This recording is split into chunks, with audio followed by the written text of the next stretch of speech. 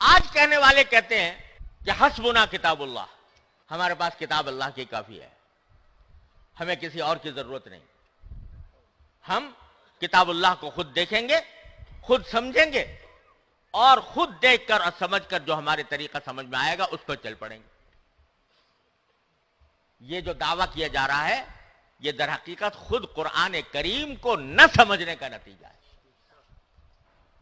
پہلی سورت میں، سورہ فاتحہ میں، اللہ تبارک و تعالیٰ نے واضح طور پر بیان فرما دیا کہ صراط مستقیم وہ نہیں ہے جو تم اپنے دماغ سے، اپنی سمجھ سے، اپنی سوچ سے قرآن کو دیکھ کر سمجھو۔ صراط مستقیم وہ ہے جس پر اللہ کے انعام منعم شدہ بندے کار بن رہے ہوں۔ اور کیا فرمایا؟ وَاتَّبِعْ سَبِيلَ مَنْ أَنَابَ إِلَيَّ، ان لوگوں کا راستہ اپناؤ، ان لوگوں کے پیچھے چلو جو مجھ سے رجوع کرنے والے ہیں۔ سبیل من اناب الی، وہاں پر بھی کتاب کا حوالہ نہیں دیا، وہاں پر بھی حوالہ دیا رجال کا حوالہ دیا، رجال اللہ کا حوالہ دیا۔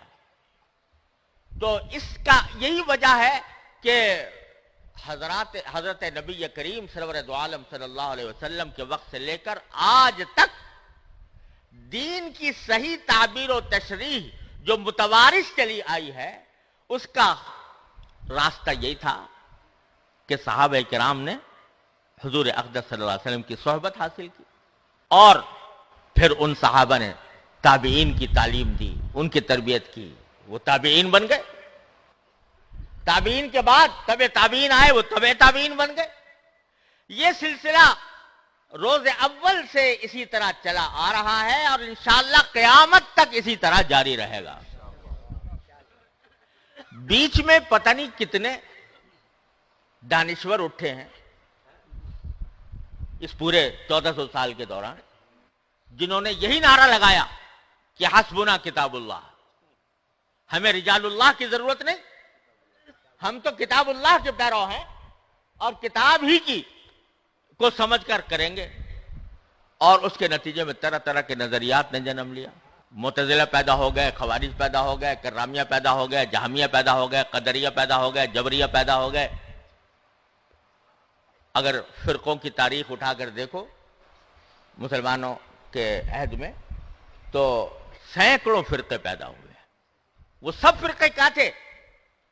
حسبنا کتاب اللہ کہنے والے، کہ ہمیں بس کتاب چاہیے، رجال اللہ کی ہمیں فکر نہیں۔ لیکن انجام کیا ہوا؟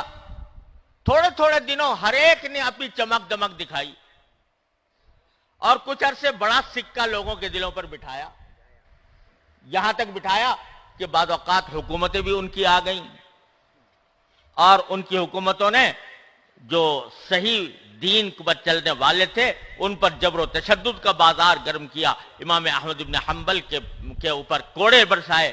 لیکن کیا ہوا؟ کچھ عرصہ اپنی چمک دمک دکھا کر، کچھ عرصہ اپنا زور شور دکھا کر وہ ایسے دفن ہوئے، ماضی کے ملبے میں اس طرح دفن ہوئے کہ آج ان کا ذکر صرف تاریخ کے اوراق میں موجود ہے، کوئی ان کا جاننے والا بھی موجود نہیں۔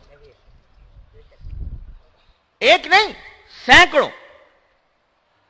تو یہ عبرت کا سبق ہے ان لوگوں کے لیے کہ جو رجال اللہ سے قطع نظر کر کے صرف کتاب اللہ کو دیکھنا چاہتے ہیں اپنی سمجھ کے مطابق، اپنی فہم کے مطابق، اور رجال اللہ کے ساتھ ان کی صحبت اور ان کی تعلیم سے بے نیاز ہو کر چلنا چاہتے ہیں، وہ سب 1400 سال کے اندر وہ سب ختم ہو چکے ہیں، اور نئے نئے پیدا ہوتے رہتے ہیں، ختم ہوتے رہتے ہیں، نئے نئے پیدا ہوتے رہتے ہیں، ختم ہوتے رہتے ہیں۔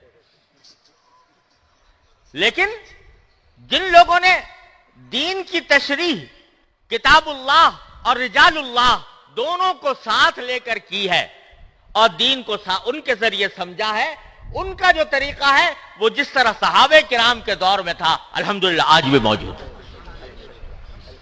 وہ ختم نہیں ہونے والا، کیونکہ یہ وہ ہے جس کو رسول کریم سرور دو عالم صلی اللہ علیہ وسلم نے فرمایا ما انا علیہ واصحابی۔ جب یہ فرمایا تھا کہ میری امت 72 فرقوں میں بٹ جائے گی، تو وہاں حضور اقدس صلی اللہ علیہ وسلم سے پوچھا گیا پھر کون سا ہوگا نجات پانے والا؟ تو آپ یہ بھی فرما سکتے تھے جو قرآن پر عمل کرنے والا ہوگا، کہہ سکتے تھے کہ نہیں؟ جو قرآن پر عمل کرنے والا ہوگا وہ ہوگا نجات یافتہ۔ آپ نے یہ نہیں فرمایا، فرمایا ما انا علیہ و اصحابی، جس طریقے پر میں ہوں اور میرے صحابہ ہیں وہ ہوگا صحیح راستے کے اوپر، جس کے معنی یہ کہ جو کتاب اللہ تو ہے ہی اپنے مقام پر، لیکن کتاب اللہ کے ساتھ رجال اللہ کو لے کر جو چلے گا وہی ہوگا صحیح راستے پر اور وہ نجات پانے والا ہوگا۔ تو اللہ تبارک و تعالیٰ نے ہماری ہدایت کے 2 سلسلے عطا فرمائے ہیں، اور اس میں افراط و تفریط جو ہے وہ انسان کو گمراہی میں لے جاتی ہے۔ کسی نے یہ نعرہ لگایا کہ کتاب اللہ کافی ہے، رجال اللہ کی ضرورت نہیں، اس کا انجام میں نے بتا دیا۔ کسی نے یہ نعرہ لگایا کہ ہمیں رجال اللہ چاہیے، کتاب کی ضرورت نہیں۔ یعنی ہم تو کچھ مقدس شخصیات سے وابستہ ہیں، اور ہم جن کو مقدس سمجھتے ہیں ان کی تعظیم کریں گے، ان کی تکریم کریں گے، اور ان کا ہی نام لیں گے، اور اس سے قطع نظر کہ کتاب اللہ کیا کہہ رہی ہے اور احادیث رسول اللہ صلی اللہ علیہ وسلم کیا فرما رہے ہیں، وہ دوسری گمراہی میں چلے گئے۔ لہذا اعتدال کا راستہ جو خود سورہ فاتحہ نے بتایا وہ یہ ہے کہ کتاب اللہ اور رجال اللہ دونوں کو ساتھ لے کر چلو۔